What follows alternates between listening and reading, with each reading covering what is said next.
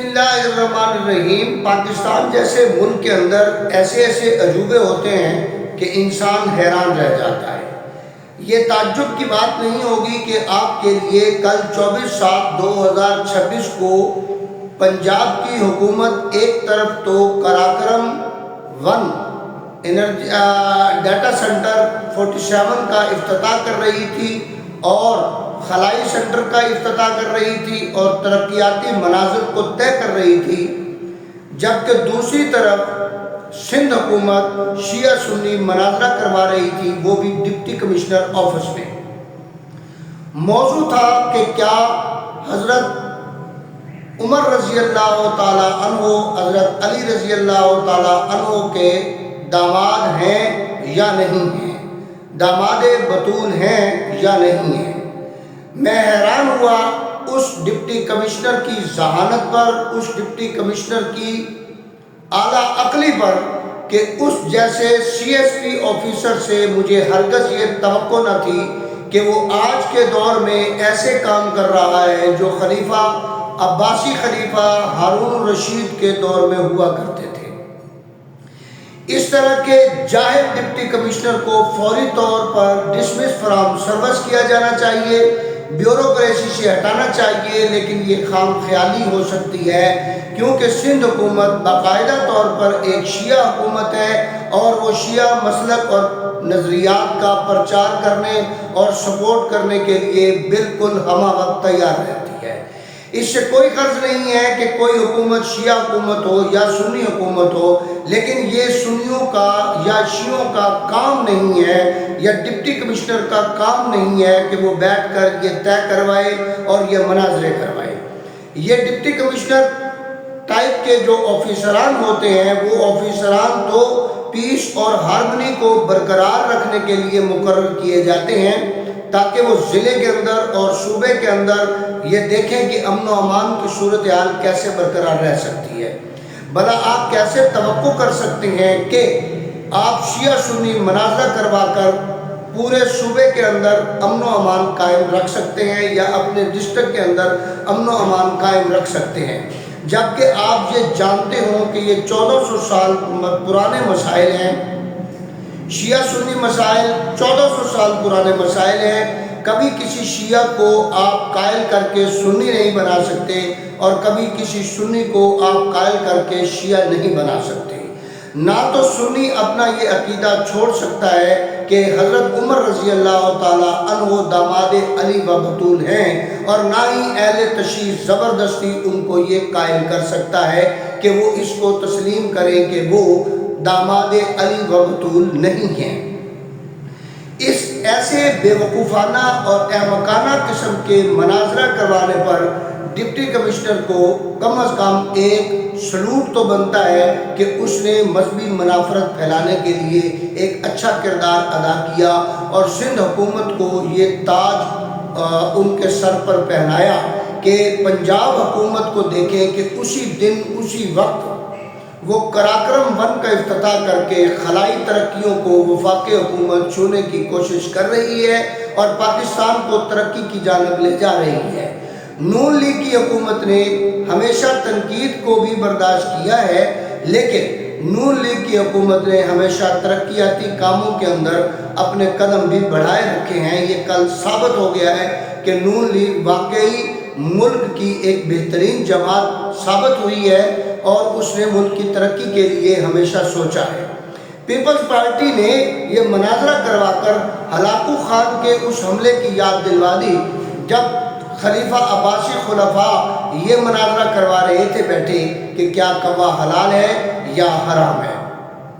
اور جب وہ حملہ آور ہوا تو اس نے تمام کتابیں، تمام لیبارٹریاں، تمام لائبریریاں اور تمام علم کے پورے مرکز بغداد کو جلا کر بھسم کر دیا، پانی بھر دیا، علماء کو قتل کیا، پکڑ پکڑ کر لوگوں کو کہا پکارو کہ خدا کہاں ہے۔ میں سندھ حکومت کو متنبہ کرتا ہوں کہ ایسے شخص کو ڈپٹی کمشنر رکھنا وہ ان کے اپنے صوبے کے لیے خطرناک ہے، صرف صوبے کے لیے خطرناک نہیں ہے بلکہ یہ آگ پورے ملک میں پھیل جائے گی، اور خصوصاً ایسے ایام میں جب امریکہ، سعودی عرب اور ایران کے درمیان آپس میں خلفشاری چل رہی ہے، ایسکلیشن کا دورانیہ چل رہا ہو، اس وقت میں شیعہ سنی مناظرے کروانا، شیعہ سنی لوگوں کو اکٹھا بٹھا کر اور ایسے موضوعات پر گفتگو کروانا جو موضوعات 1400 سال پرانے ان کے درمیان باہم بون آف کنٹینشن چلے آ رہے ہیں، یہ ملک دشمنی کے مترادف ہے۔ ایسے ڈپٹی کمشنر کو فوری طور پر ڈسمس فرام سروس کیا جائے۔ ناظرین، آپ حیران ہوں گے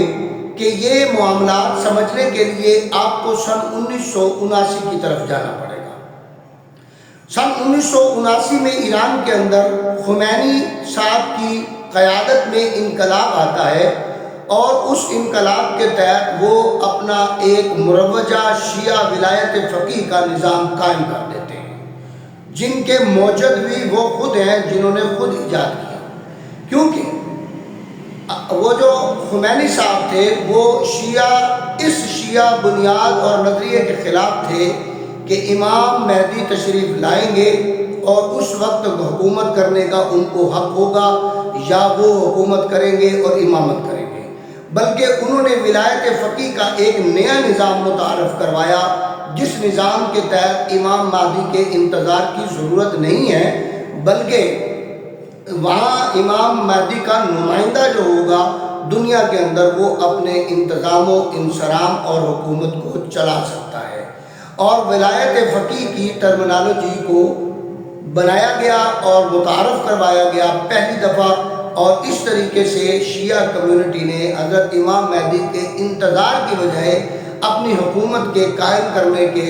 مروجہ نظام کو قبول کیا اور ایک حکومت قائم کی، جو کہ آج تک ایران میں وہ حکومت چلتی چلی آ رہی ہے، اور فی الحال امریکہ اسی حکومت کے ساتھ لڑائی کر رہا ہے۔ اس حکومت نے نہ صرف اپنی حکومت کو بنانے کا ولایت فقیہ کا مروجہ نظام مرتب کیا، بلکہ دیگر مسلم ممالک کے اندر بھی اپنی پراکسیوں کو کھڑا کیا، جن پراکسیز کا مقصد بھی یہی تھا کہ اسی طرح کا ولایت فقیہ کا نظام وہاں پر لاگو کیا جائے، جس میں آپ کو مشہور زمانہ سعودی عرب بیت اللہ کے اوپر ایک اٹیک بھی لوگ بتاتے ہیں کہ ہوا، جس کے پیچھے ایران کا اس کی پراکسی کا ہاتھ تھا۔ پھر بعد ازاں جا کر آج سے 10 سال قبل تقریباً پھر ایک حج کے دورانیے میں بھگدڑ مچی، آگ لگائی گئی، اور اس طرح کا شیعہ پراکسی نے وہاں پر کام کیا۔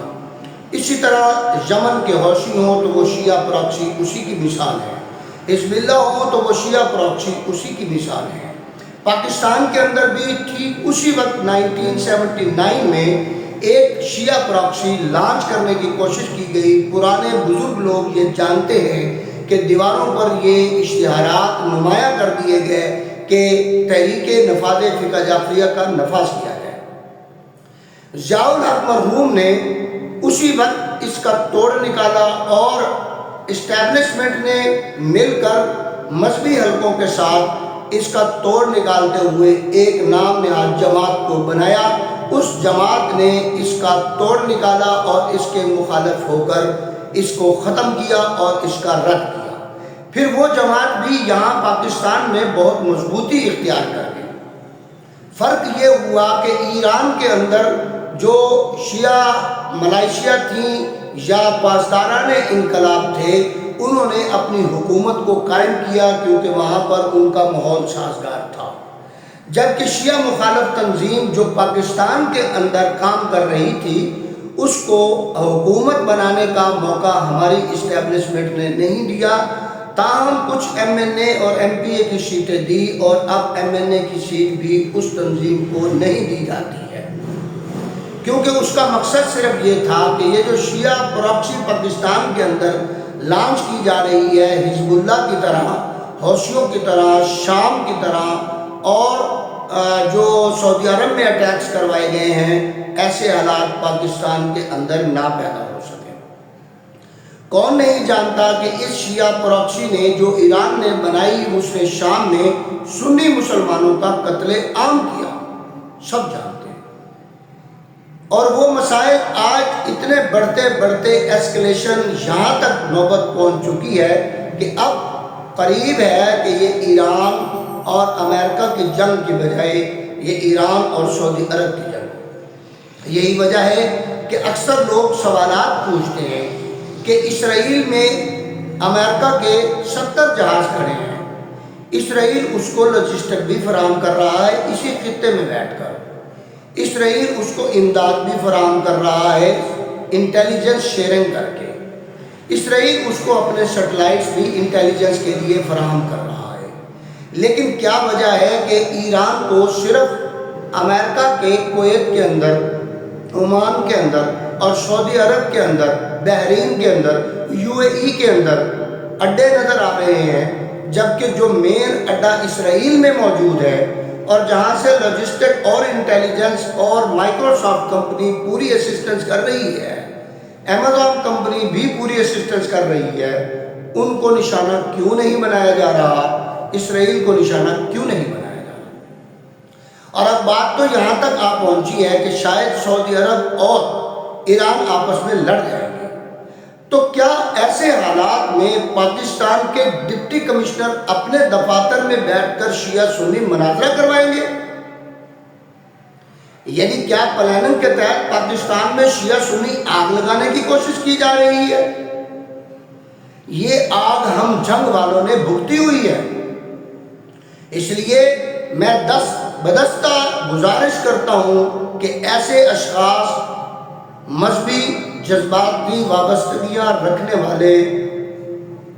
اشخاص کو ڈپٹی کمشنر جیسے بہترین عہدے پر تعینات نہیں کرنا چاہیے، ورنہ وہ ملک کو آگ میں جھونک دیں گے۔ نہ کسی شیعہ کو سنی بنایا جا سکتا ہے، نہ سنی کو شیعہ بنایا جا سکتا ہے۔ ان کا حل قرآن پاک کی اس آیت مبارکہ کے مطابق ہی ہے کہ جس میں اللہ نے فرمایا تم اپنے اختلافات کو مجھ تک چھوڑ دو، میں روز قیامت تمہارا فیصلہ کروں۔ اس لیے آپ کی بڑی مہربانی ہوگی کہ پاکستانی ہونے کے ناطے سے، محب وطن ہونے کے ناطے سے، شیعہ سنی فسادات سے بچانے کے لیے پاکستان کو اس ویڈیو کو اتنا شیئر کریں کہ اس ڈپٹی کمشنر کو،